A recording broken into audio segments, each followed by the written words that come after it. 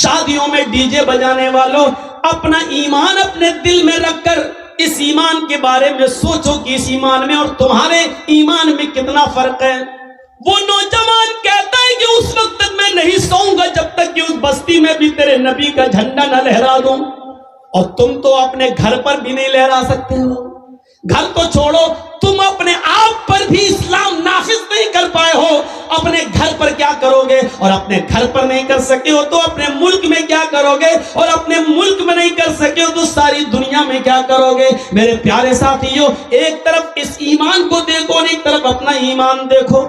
اس کے اندر جب ایمان آیا تو وہ یہ نہیں دیکھ رہا ہے کہ سمندر میں ہم اپنا گھوڑا ڈال دیں گے تو میرا انجام کیا ہوگا، سمندر کی لہریں میرے گھوڑے کو بہا دیں گی۔ اس نے کہا جب لوگ اپنے پہ آتے ہیں تو نہیں دیکھتے ہیں، اور اسی کو تو دیکھ کر اقبال نے کہا تھا، دشت تو دشت ہے دریا بھی نہ چھوڑا ہم نے، بحر ظلمات میں دوڑا دیے گھوڑے ہم نے۔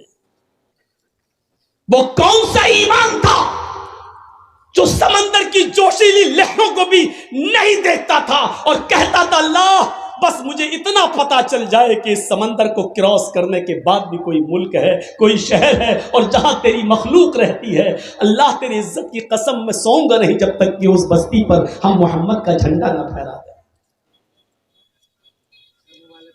تم اپنی بہنوں کو بازاروں میں جانے سے نہیں روک سکتے ہو، کلیا چک کی شاپنگ کرنے سے نہیں روک سکتے ہو، اپنی بیٹیوں پر پابندی نہیں لگا سکتے ہو، اپنے گھروں پر اسلام کیا نافذ کرو گے؟ مولانا کیا ہوگا یو پی کے چناؤ میں؟ مولانا ہر جگہ یہ، پھر ایسا نہ ہو، وہ تو ہوگا۔ کیوں رو رہے ہو؟ دیکھو یہ دن ہمیں بھی دیکھنا پڑیں گے، تمہیں بھی دیکھنا پڑیں گے، کیونکہ اللہ نے کہا ہے ہم بلندی اس کو دیتے ہیں جو اپنی بنیاد سے جڑا ہوا ہو۔ ہم تو اپنی بنیاد سے رشتہ ختم کر چکے ہیں، ہم اپنی بنیاد سے رشتہ توڑ چکے ہیں۔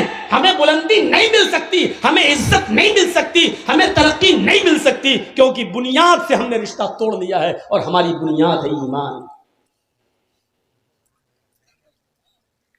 یہ طاقت آ جاتی ہے ایمان کے بعد، ہمارے اندر یہ طاقت ہے۔ جس لڑکے کی شادی ہو رہی ہے وہ خود ڈی جے بند نہیں کرا سکتا ہے،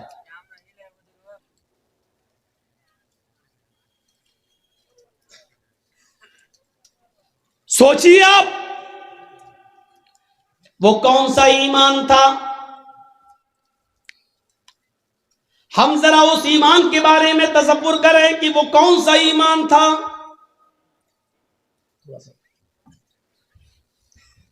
کہ حکومتوں کو، سلطنتوں کو پلٹتے ہوئے طارق ابن زیاد، ساری جگہ اسلام لہراتا ہوا طارق ابن زیاد جب اسپین پہنچتا ہے، اسپین بھی افریقہ میں ہے، جب اسپین پہنچتا ہے تو طارق ابن زیاد اپنے ساتھ جن فوجیوں کو لے کر گیا تھا، جن کشتیوں میں بیٹھ کر سفر کرتے ہوئے جب پہنچا تھا اور اسپین میں پہنچ چکا تو اس نے کہا ساری جگہوں پر ہم نے اسلام لہرا دیا ہے، پھیرا دیا ہے، اسلام کا جھنڈا پھیرا دیا ہے، محمد کا دین ہر جگہ پہنچ چکا ہے، صرف اسپین باقی رہ گیا ہے۔ اب ہمیں اسپین کے اندر اسلام کا جھنڈا لہرانا ہے، اب ہم اسلام کی دعوت اسپین کے اندر دینے آئے ہیں۔ نوجوانوں کیا میرا ساتھ دو گے؟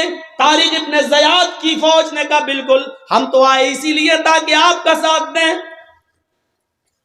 طارق ابن زیاد نے کہا اگر تم چاہتے ہو کہ اس بستی میں اسلام کا جھنڈا لہرے، محمد کا دین ترقی کرے، تو سب سے پہلے جن کشتیوں پر تم سوار ہو کر آئے ہو ان کشتیوں میں آگ لگاؤ،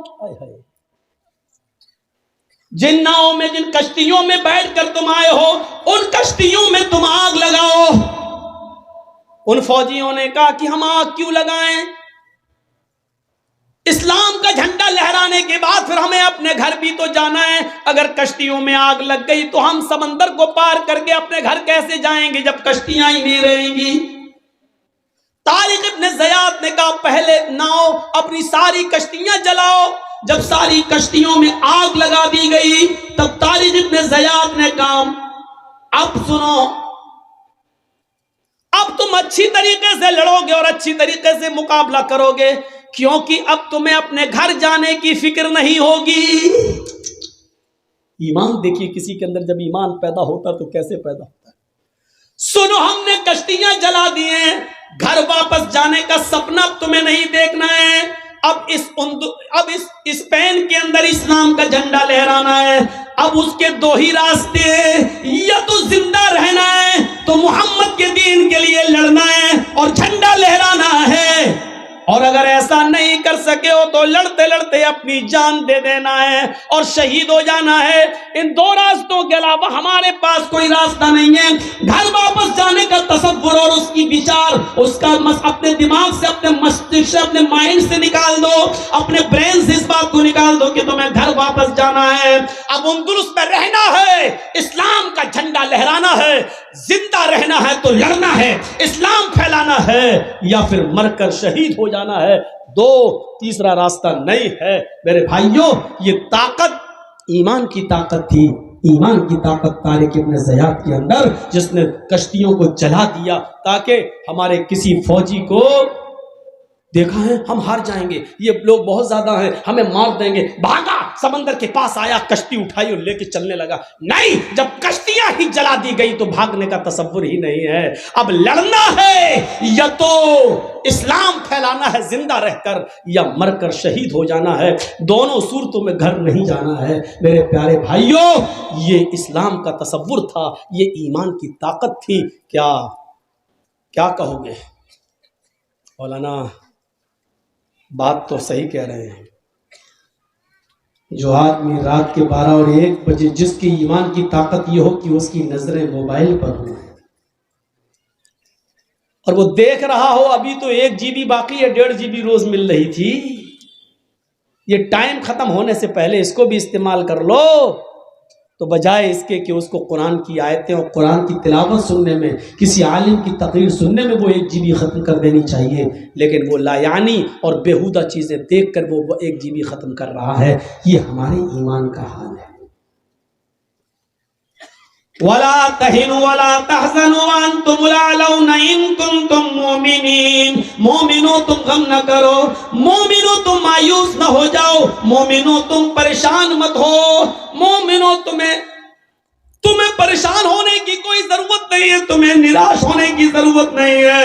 وَأَنْتُمُ الْأَعْلَوْنَ، تم ہی بلند رہو گے، تم ہی کو حکومت دیں گے، تم ہی کو سرداری دیں گے۔ شرط یہ کہ پہلے تم اپنے اندر ایمان پیدا کر لو، پہلے تم اپنے اندر ایمان پیدا کر لو۔ وہ حضرت خنسا، عورتیں آئی ہیں نا ماں بہنیں، سنو، تمہاری نکیل کسنا زیادہ ضروری ہے۔ اور سنو، وہ کون سا ایمان تھا، وہ کون سی طاقت تھی؟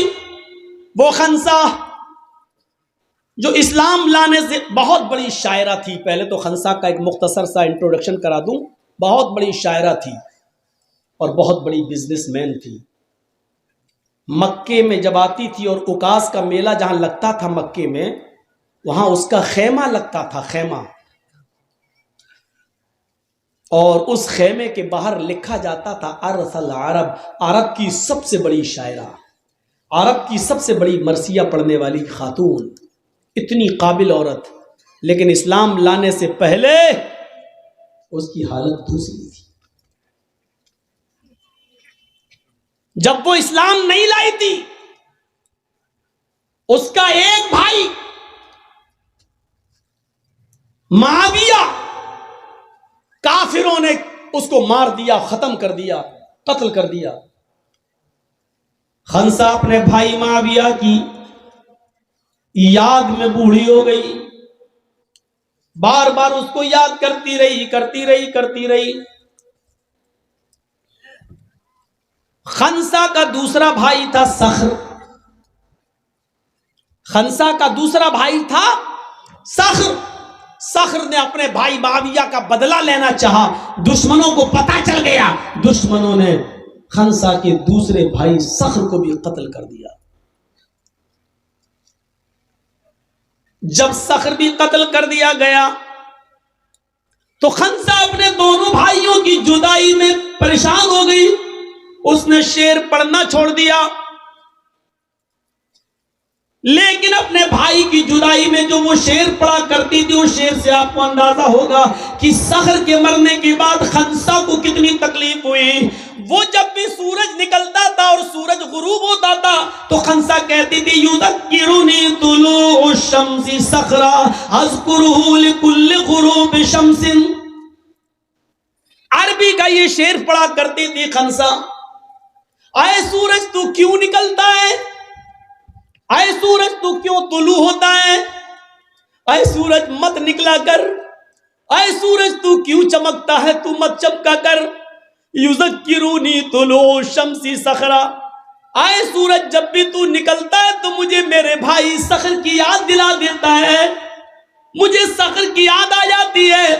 اور جب سورج ڈوب جاتا ہے، رات آ جاتی ہے، تو خنسا کہتی ہے اذکرہ لکل غروب شمس، اے رات تو کیوں آتی ہے، اے سورج تو کیوں غروب ہوتا ہے، اے سورج تو کیوں چھپ جاتا ہے، اے اندھیرا تو کیوں آتا ہے، اے رات تو کیوں آتی ہے۔ جب بھی تو آتی ہے اور میں بستر پر جب سونے جاتی ہوں تو مجھے صخر کی یاد آتی ہے۔ سمجھ رہے ہیں مطلب؟ یعنی کوئی دن ایسا نہیں جاتا کہ سورج نکلا ہو اور میں نے اپنے بھائی صخر کو یاد نہ کیا ہو، اور کوئی رات ایسی نہیں کہ جب میں بستر پہ سونے جاتی ہوں تو مجھے میرے بھائی صخر کی یاد نہ آتی ہو۔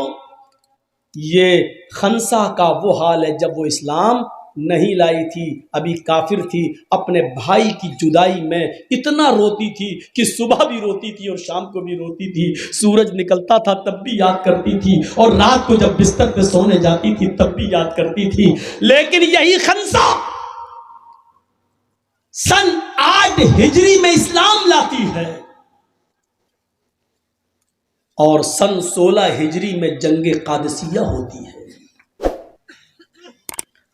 حضرت عمر فاروق کی زندگی میں